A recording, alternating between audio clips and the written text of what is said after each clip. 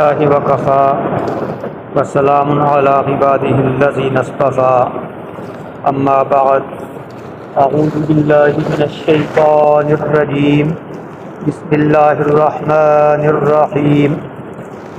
فمن يرد اللہ ان یہدیہ یشرح صدرہ للاسلام ومن يرد ان یضلہ یجعل صدرہ ضیقا حرجا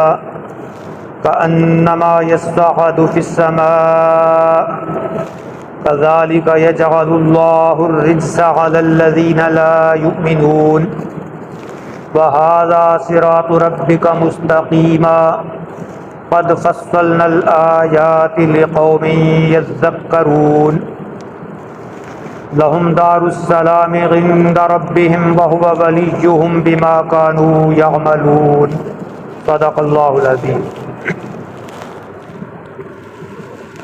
ہم سورۃ الانعام میں یہ پڑھ رہے تھے کہ کفار مکہ کا طرز عمل ایسا تھا، جب ان کے اوپر کوئی اللہ کی آیت نازل ہوتی تو یہ کہتے کہ ہم ایمان نہیں لائیں گے جب تک ہمیں بھی وہ کچھ نہ دیا جائے جو اللہ کے رسولوں کو دیا گیا، یعنی براہ راست ہم پہ وحی اترے یا فرشتہ آئے۔ یہ ایسا لغو مطالبہ تھا کہ اس کے جواب میں شاہانہ انداز میں اللہ کی طرف سے یہ جواب ہوا کہ اللہ خوب جانتا ہے اس نے کس کو اپنا رسول بنانا ہے، اور یہ لوگ جو تکبر کے جرم میں مبتلا ہیں، جو اپنے آپ کو اتنا اہم سمجھتے ہیں کہ ان پر وحی اتاری جائے، ان کو عنقریب ذلت کا عذاب ملے گا۔ آگے اللہ تعالیٰ کا ہدایت کے بارے میں لوگوں کے ساتھ جو معاملہ ہے اس کا بیان ہے۔ ہدایت کے بارے میں اللہ کا قانون یہ ہے کہ جو سچے دل سے اس کا طلبگار ہوتا ہے، اللہ اس کے لیے آسان کر دیتا ہے اور اس کو ہدایت عطا فرما دیتا ہے، اور جس کی طلب میں کھوٹ ہوتا ہے، جو خواہشات کا غلام بن کے رہنا چاہتا ہے، جن کے ذہنوں کو لوگوں کچھ تعصبات نے گھیرا ہوا ہوتا ہے، ایسے لوگ ہدایت کی توفیق سے محروم کر دیے جاتے ہیں۔ یہ ضابطہ، یہ قانون کیونکہ اللہ کا بنایا ہوا ہے، اس لیے اللہ تعالیٰ کی مشیت کے انداز میں اس کو بیان کیا جاتا ہے قرآن پاک میں اکثر جگہوں پر۔ چنانچہ یہاں الفاظ ہیں، بس جس کے بارے میں اللہ چاہتا ہے کہ اس کو ہدایت کرے، اس کا سینہ اسلام کے لیے کھول دیتا ہے۔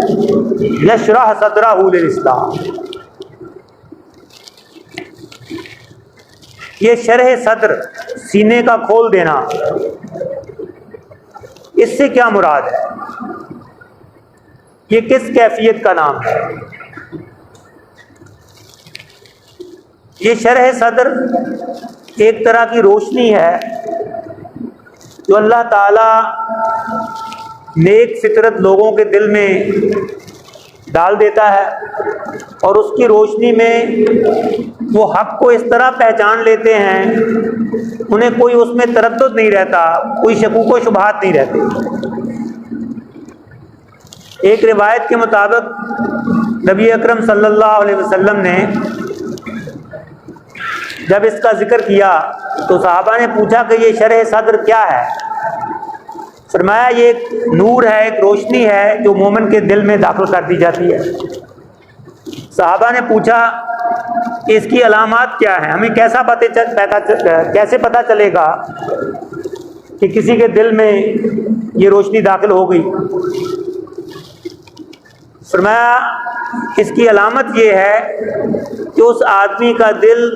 دنیا کی بجائے آخرت کی طرف زیادہ راغب ہو جائے گا، اس کی توجہات، اس کا نقطہ ارتکاز جس پر اس پر کی زیادہ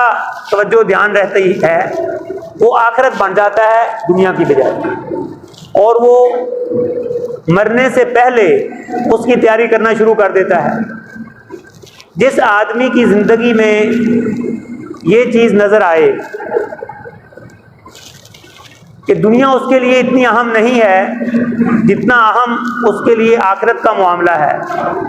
تو جان لیں کہ اللہ تعالیٰ نے اس کے سینے کو کھولا ہوا ہے۔ خود نبی اکرم صلی اللہ علیہ وسلم کے بارے میں بطور احسان یہ بات بیان کی گئی، الم نشرح لک صدرک، کیا ہم نے آپ کا سینہ کھول نہیں دیا؟ مراد یہ کہ نبوت اور رسالت کی اہم ذمہ داری اور اس کی جو مشکلات، جو مصیبتیں، سختیاں، وہ جس خندہ پیشانی سے آپ نے برداشت کی، وہ شرح صدر کے بغیر ہو نہیں سکتا۔ یہ وہ کیفیت ہوتی ہے کہ دیکھنے والوں کو نظر آتا ہے کہ یہ بڑی مشکل میں ہے، لیکن چونکہ اسے یقین ہوتا ہے کہ راستہ ٹھیک یہی ہے، اس کی مشکلات اس کو آسان لگتی ہیں۔ حضرت موسیٰ علیہ السلام سے منسوب جو دعا ہے جو قرآن پاک میں آئی کہ انہوں نے فرعون کے دربار میں جاتے ہوئے یہ دعا کی، رب اشرح لی صدری ویسر لی امری، اے پروردگار میرا سینہ کھول دے۔ مطلب کیا تھا؟ وہ اللہ سے کیا مانگ رہے تھے کہ مجھے کامل اطمینان اور استقامت نصیب فرما دے کہ میں جو کچھ کرنے جا رہا ہوں یہی برحق ہے، یہی سیدھا راستہ ہے، یہی وہ بڑی سچائی ہے جو میں بیان کرنے جا رہا ہوں، اگرچہ اس میں جتنی بھی مشکلات آئیں۔ کہیں فرمایا افمن شرح اللہ صدرہ للاسلام فہو علی نور من ربہ، بھلا وہ آدمی، اس کے کیا ٹھکانہ ہے کہ جس کا سینہ اللہ اسلام کے لیے کھول دے اور پھر وہ اپنے رب کی طرف سے ایک خاص نور پر، ایک روشنی پر ہوتا ہے، گویا وہ روشنی میں چل رہا ہے، اس کو احکام الہی کو پورا کرتے ہوئے ایک لطف آتا ہے، اگرچہ وہ دیکھنے والوں کو مشکل لگتے ہیں۔ اسی بات کو صحابہ کرام رضوان اللہ علیہم اجمعین کے بارے میں قرآن پاک میں یوں بیان کیا گیا، وَلَٰكِنَّ اللَّهَ حَبَّبَ إِلَيْكُمُ الْإِيمَانَ وَزَيَّنَهُ فِي قُلُوبِكُمْ وَكَرَّهَ إِلَيْكُمُ الْكُفْرَ وَالْفُسُوقَ وَالْعِصْيَانَ، کہ اللہ تعالیٰ نے ایمان کو تمہارے لیے محبوب بنا دیا، کہ تمہیں ایمان اور ایمانی کیفیات سے محبت ہے، اور اس ایمان کو تمہارے دلوں کے اندر سجا دیا، جیسے کسی انگوٹھی میں ایک نگینہ جڑ دیا جاتا ہے اور وہ اس کو خوبصورت بنا دیتا ہے، تمہارے دل ایمان سے مزین کر دیے گئے، اور کفر، نافرمانی، گناہ، ایسے کاموں سے تمہاری طبیعت کے اندر، تمہارے دلوں کے اندر نفرت ڈال دی۔ یہ ہے شرح صدر کی وہ کیفیت جو صدق کے طلب کے نتیجے میں اور اللہ کی راہ میں جو آدمی عاجز بن کے ہدایت کا طلبگار ہوتا ہے اس کو عطا کی جاتی ہے۔ اس کی نگاہ میں ہر آن آخرت کی وہ حسین منظر ہوتی ہے جس کے پیش نظر وقتی تکالیف کو اسے معلوم ہی نہیں ہوتی، اور یہ معاملہ آپ دنیا میں بھی مشاہدہ کرتے ہیں۔ ایک آدمی اپنی دنیاوی زندگی میں کسی چیز کو اپنا مقصد اور مطلوب بنا لیتا ہے اور پھر اس کے لیے محنت کرتا ہے، اس کے لیے اپنے آپ کو ذلیل و خوار تک کرتا ہے، لوگوں کی منتیں کرتا ہے، لوگوں کے احسان لیتا ہے کہ مجھے یہ نوکری مل جائے، مجھے یہ چیز مل جائے، تو وہ سب کچھ کس لیے برداشت کر رہا ہوتا ہے؟ اس کے چہرے پر ایک بشاشت ہوتی ہے یہ سب کچھ کرتے ہوئے، اس لیے کہ اس کو وہ چیز جو بہت محبوب ہے، جو وہ چاہتا ہے، وہ چاہے جانے کے قابل ہے یا نہیں وہ ایک علیحدہ بحث ہے، لیکن اس کی وہ چیز محبوب ہے جو وہ لینا چاہتا ہے دنیا میں، تو ہر وقت چونکہ اس کی نظروں میں وہ ہوتی ہے کہ یہ ملنے والی ہے مجھے، وہ کوئی عہدہ ہو یا نوکری ہو یا کوئی بھی چیز ہو، اور اس کے لیے ہر طرح کی ذلت، ہر طرح کی محنت وہ ساری برداشت کر رہا ہوتا ہے۔ اہل ایمان کو، یا جو ایمان لانے کی اہلیت اپنے اندر رکھتے ہیں، جو فطرت سلیمہ پر ہوتے ہیں، ان کی کیفیت بھی ایسی ہی ہوتی ہے کہ جب قرآن پاک کی کوئی آیت نازل ہوتی ہے تو منافقین کہتے ہیں ایکم زادتہ ھذہ ایمانا،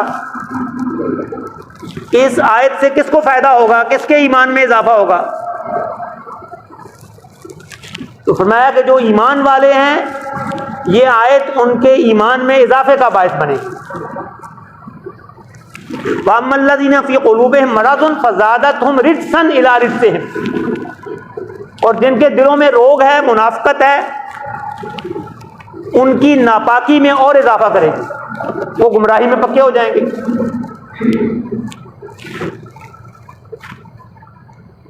غزوہ احزاب کے موقع پر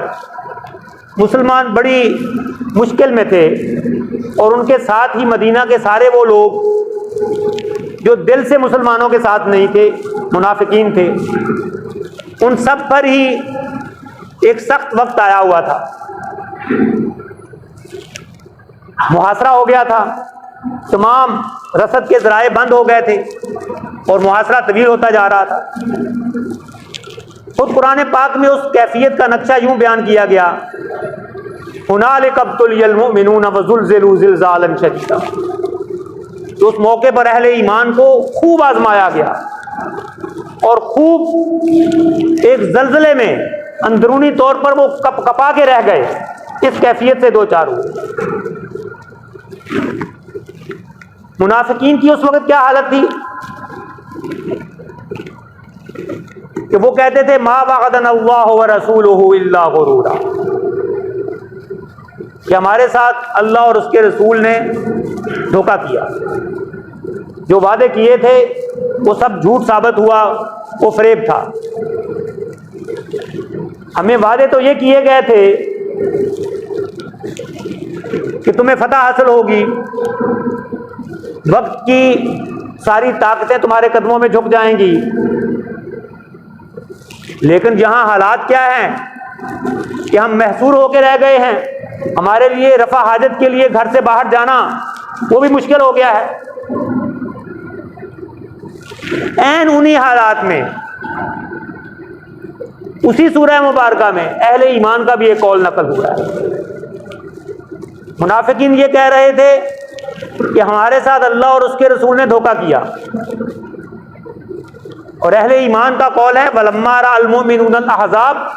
قَالُوا هَذَا مَا وَعَدَنَا اللَّهُ وَرَسُولُهُ وَصَدَقَ اللَّهُ وَرَسُولُهُ وَمَا زَادَهُمْ إِلَّا إِيمَانًا وَتَسْلِيمًا۔ جب اہل ایمان نے ان لشکروں کو، ان فوجوں کو دیکھا جو مدینہ پر چڑھ آئی تھی، تو انہوں نے کہا اسی بات کا اللہ اور اس کے رسول نے ہم سے وعدہ کیا تھا، اور انہوں نے سچ وعدہ کیا تھا، اور اس چیز نے ان کے ایمان میں اضافہ کر دیا۔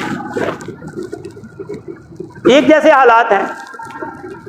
ایک طرف دلوں میں کھوٹ ہے تو اس کھوٹ میں اضافہ ہو رہا ہے، وہ پہلے بھی منافق ہیں، ان کے نفاق میں اضافہ ہو رہا ہے، اور ایک طرف سچا ایمان ہے تو اس ایمان میں اضافہ ہو رہا ہے۔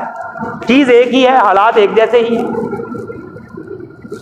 ان کی نظر ان چیزوں پر ہے کہ ہمیں تو دنیا میں خوشحالی کا وعدہ کیا گیا تھا، اور اہل ایمان کی نظر کن چیزوں پر ہے کہ ہمیں تو بتایا گیا تھا کہ تمہیں آزمایا جائے گا، بالکل یہ وہی ہو رہا ہے، ہمیں آزمایا جا رہا ہے۔ تو آدمی کی سوچ کا صحیح رخ پہ ہو جانا اور اس کو اللہ اور اس کے رسول کے احکام اس میں اپنی بہتری نظر آنا، وہ آسان لگنا، یہ وہ کیفیت ہے جس کو قرآن پاک شرح صدر کہتا ہے کہ ہم نے آپ کا سینہ کھول دیا۔ جس کے ساتھ اللہ بھلائی کا ارادہ کرتا ہے، حدیث پاک کے الفاظ ہیں وَمَن يُرِدِ اللَّهُ بِهِ خَيْرًا يُفَقِّهْهُ فِي الدِّينِ، اس کو دین میں سمجھ بوجھ عطا کرتا ہے، اس کو دین کی سمجھ آنی شروع ہو جاتی ہے۔ یہاں فرمایا کہ جس کے لیے اللہ فیصلہ کرتا ہے ہدایت کا، اللہ چاہتا ہے کہ اس کو ہدایت دی جائے، تو اس کا سینہ اسلام کے لیے کھول دیتا ہے، اس کو کوئی شک و شبہ نہیں رہتا، وہ اسی میں اپنی بھلائی سمجھتا ہے، اس کو کامل اطمینان ہوتا ہے کہ جو کچھ بتایا جا رہا ہے یہی حق ہے۔ چنانچہ الہیات کے معاملے میں، عقائد کے باب میں جتنے شکوک و شبہات ہیں وہ صحابہ اور تابعین کے دور کے بعد پیدا ہوئے ہیں۔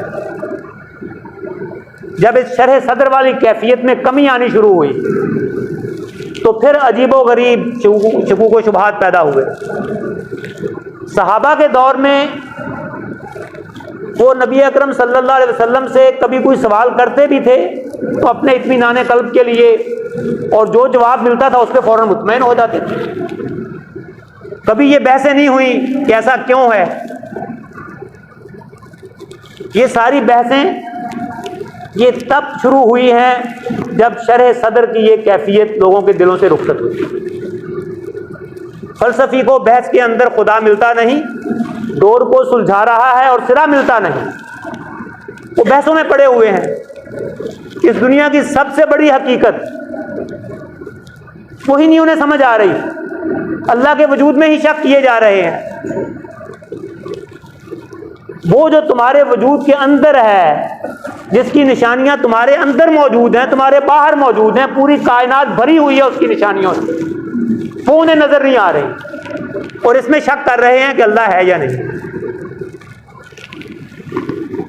جس کے بارے میں اللہ چاہتا ہے کہ اس کو ہدایت دے، اس کا سینہ اسلام کے لیے کھول دیتا ہے۔ اس کی دعا کرنی چاہیے کہ اللہ ہمارا سینہ اسلام کے لیے کھول دے، ہمارے شکوک و شبہات وہ باقی نہ رہیں۔ وَمَن يُرِدْ أَن يُضِلَّهُ يَجْعَلْ صَدْرَهُ ضَيِّقًا حَرَجًا، جس کے بارے میں اللہ چاہتا ہے کہ اس کو گمراہ کرے۔ یہ یاد رکھیں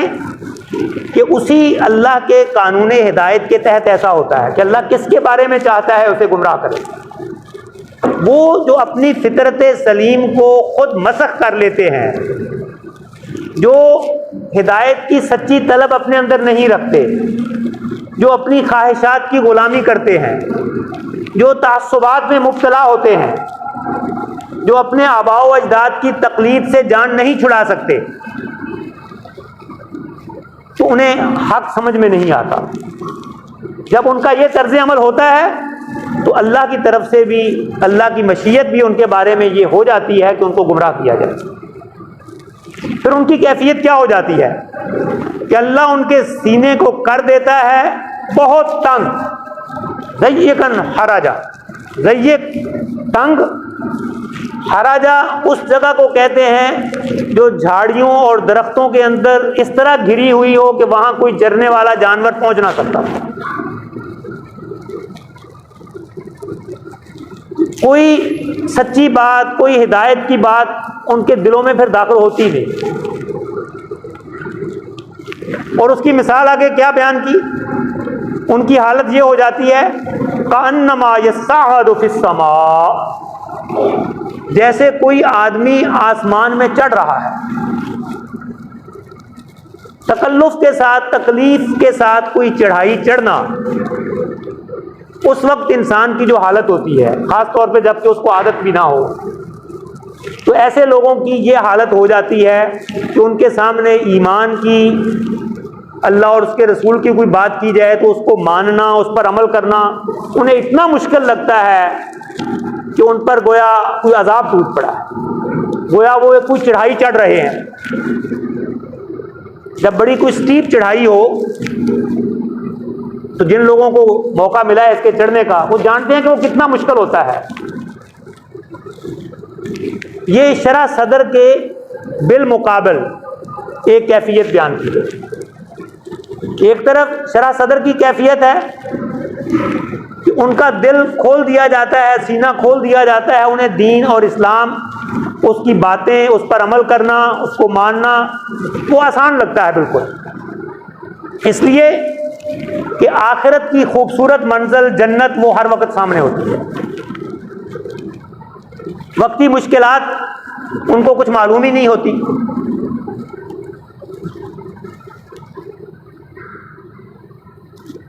جبکہ اس کے مقابلے میں جن کے بارے میں گمراہی کا فیصلہ ہو جاتا ہے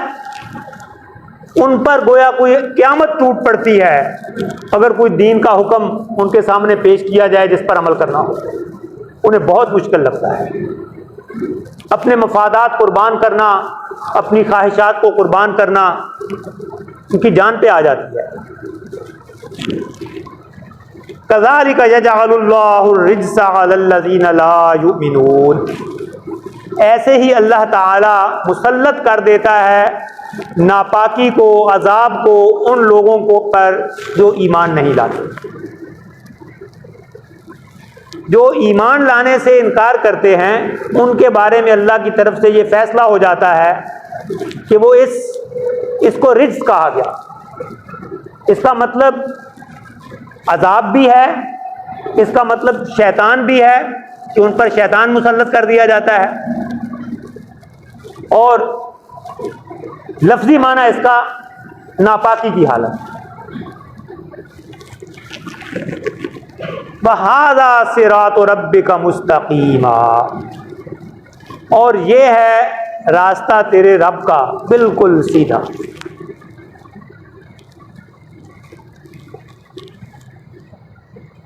یہ جو شرح صدر کی کیفیت بیان ہوئی اس کی طرف اشارہ ہے کہ یہ جو راستہ ہے یہ آپ کے رب کا راستہ ہے اور یہ بالکل سیدھا ہے، مستقیم ہے۔ اس میں انداز بیان ایسا ہے کہ نبی اکرم صلی اللہ علیہ وسلم کے ساتھ ایک خاص پیار اور اپنائیت کے انداز میں یہ بات کہی، صراط و رب کا، آپ کے رب کا راستہ۔ یہ بندہ اب رب کو اپنا رب کہے، اپنے آپ کو اس کا بندہ کہے تو یہ ایک مقام ہے، یہ ایک کیفیت ہے، اور جب رب خود کہے کہ میں تیرا رب تو میرا بندہ، اس کا لطف وہی لے سکتے ہیں جو کوئی ایسا ذوق رکھتے ہیں۔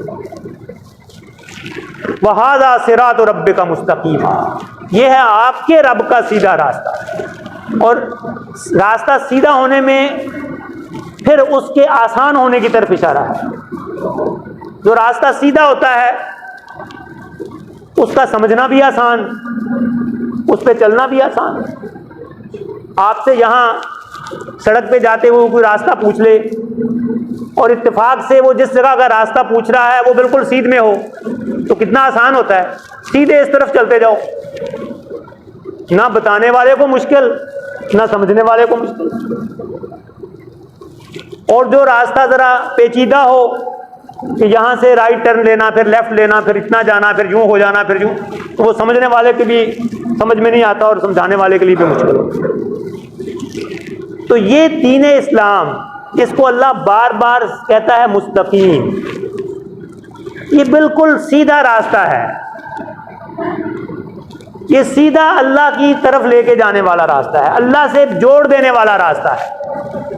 اس میں کوئی پیچیدگی نہیں، اس میں کوئی بہت زیادہ موڑ نہیں ہے۔ یہ تمہاری اپنی فطرت کی کجی ہے کہ تمہیں یہ سیدھا راستہ بھی سمجھ میں نہیں آتا، ورنہ اپنی اصل کے اعتبار سے تیرے رب کا راستہ وہ بالکل سیدھا ہے۔ قد فصلنا الآیات لقوم یذکرون، تحقیق ہم نے خوب کھول کر بیان کر دی ہیں آیات اور نشانیاں ان لوگوں کے لیے جو غور و فکر کرتے ہیں، جو نصیحت حاصل کرنا چاہتے ہیں۔ اللہ تعالیٰ نے اپنی معرفت کی نشانیاں، اپنے احکام، جو کچھ وہ بندوں سے چاہتا ہے وہ سب تفصیل سے بیان کر دیے ہیں، اس میں کوئی ابہام نہیں رکھا۔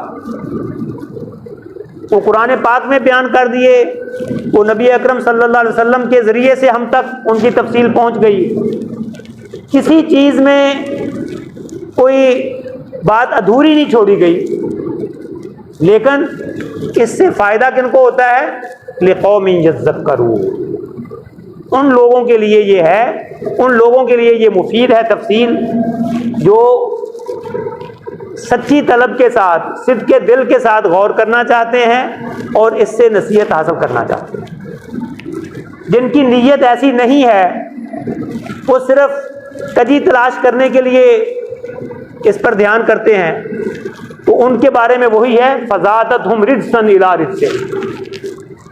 ان کی گمراہی میں اضافہ ہوتا ہے، ان کی ناپاکی میں اور ناپاکی کا اضافہ ہو جاتا ہے، غلاظت ان کے ذہن میں اور کٹھی ہو جاتی ہے۔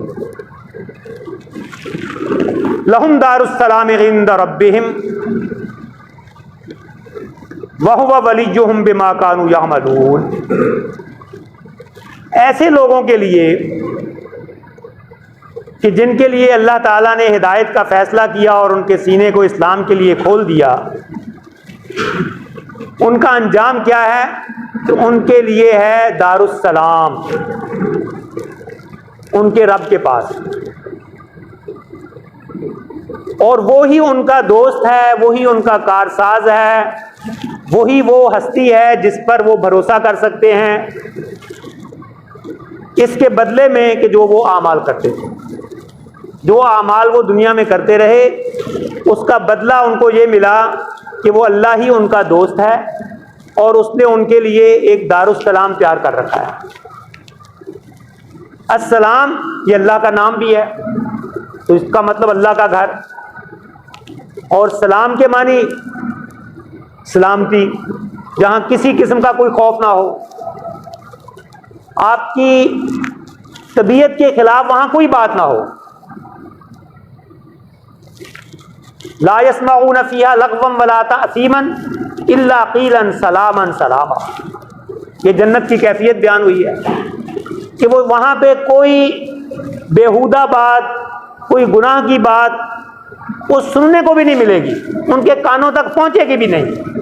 سوائے اس کے کہ ہر طرف سے اسلام اسلام کی آواز ہے۔ فرشتے ان سے کہیں گے سلام علیکم بما صبرتم فنعم عقبی الدار، اے جنت والو تم پر سلامتی ہو، اس لیے کہ تم دنیا میں صبر کے ساتھ جیتے رہے، تم نے ہر معاملے میں احکام الہی پر صبر کیا، جو اس میں تکلیف آئی اس کو خندہ پیشانی سے برداشت کیا، تو آج تم پر سلامتی ہے۔ تو یہ دار السلام ہے عند ربہم، ان کے رب کے پاس۔ یہ کب ملے گا؟ جب رب کے پاس پہنچیں گے۔ اس دنیا میں وہ ایک اور انداز میں لوگوں کو ملتا ہے کہ اس دنیا میں بھی ان کو ایک اطمینان کی دولت مل جاتی ہے، اس کو آپ کہہ سکتے ہیں کہ یہاں پہ بھی وہ سلامتی میں ہوتے ہیں، شیطانی وساوس سے،